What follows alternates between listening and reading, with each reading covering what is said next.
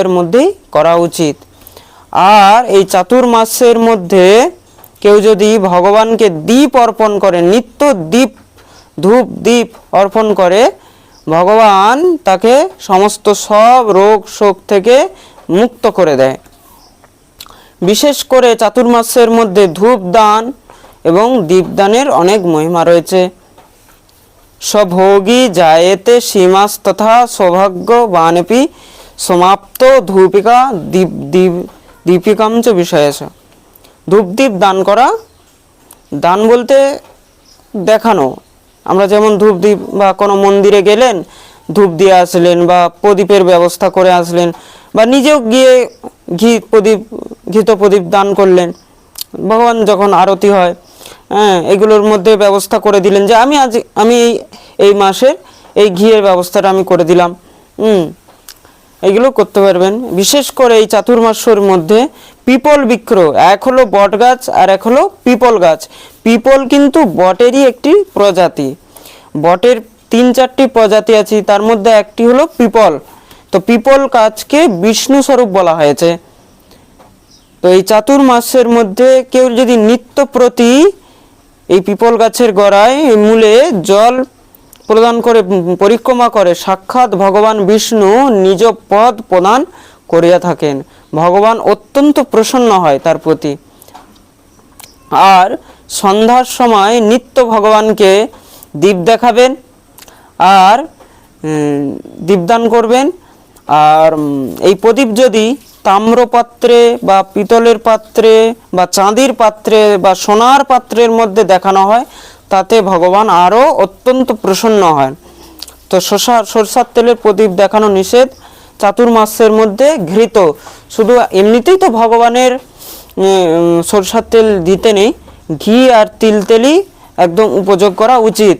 তার মধ্যেও যে ভগবানকে যে বায়ু প্রদান করা, মানে হাওয়া করা হয় চামর দিয়ে বা ময়ূর পাখা দিয়ে, হ্যাঁ, বা বেজন দিয়ে বা তালপাতার যে পাখাগুলো হয় আর কি, হ্যাঁ, ভগবানকে যদি এই সব দিয়ে হাওয়া করা হয়, ভগবান তাতেও অত্যন্ত প্রসন্ন হইয়া থাকে।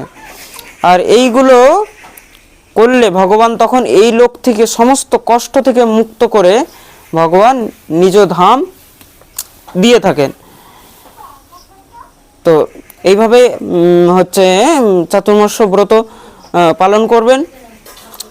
আর চাতুর্মাসের মধ্যে ভগবানকে নিত্য অভিষেক করে সেই চরণামৃত অবশ্যই পান করা উচিত। আর ভগবান শ্রী হরির সামনে বসে 108 বার গায়ত্রী মন্ত্র জপ করুন। বা অন্যথা যাদের গায়ত্রী মন্ত্র প্রাপ্ত হয় না, তারা গুরু বীজ বা গুরু মন্ত্র আছে, সেইগুলোকেই জপ করবে।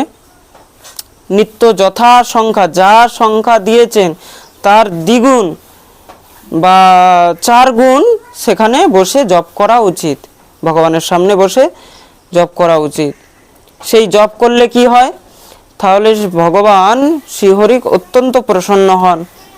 আর তার দ্বারা কৃত সমস্ত পাপ এই 4 মাসের মধ্যে সে যা জীবনে পাপ অপরাধ করেছে, পাপ অনেক প্রকারের এখানে বলা হয়েছে, কিন্তু যেমন বাল হত্যা, বাচ্চাদের হত্যা, স্ত্রী হত্যা, গো হত্যা থেকে নিয়ে পরবস্তু হরণ, পরর অর্থ হরণ, পর স্ত্রী গমন, বেশ্যাগমন থেকে নিয়ে অনেক প্রকারের যা সমস্ত মানে চুরি ডাকাতি, হ্যাঁ, সমস্ত সেই সব পাপ, হ্যাঁ, সেই সমস্ত পাপগুলোকে জীব মুক্ত হয়ে যায়। আর এই চাতুর্মাসের মধ্যে কারো কোনো সময় নিন্দা করবেন না। নিন্দাতে এখানে সমস্ত সব পাপ পুণ্য নাশ হয়ে যায়। তার জন্য ভুলেও কারো কখনো নিন্দা করবে না, কারো প্রতি ঈর্ষা ভাব রাখবে না। সাধু বৈষ্ণব ব্রাহ্মণ ইত্যাদি দেখলে তাদেরকে তখন প্রণাম করবে। যখন যাকেই এখানে দেব মন্দির দেখতে হবে, সেখানেই তাকে সঙ্গে সঙ্গে প্রণাম করবে। যদি তোমার কাছে কোনো সামর্থ্য থাকে, সেখানে কোনো বস্তু অর্পণ করবে, ফুল হোক, ফল হোক, জল হোক বা ধূপ হোক, দীপ হোক। যদি তুমি এসব না করতে পারো, তুমি সেখানে যে সোজা প্রণাম জানাবে বা প্রণাম নিবেদন করবে।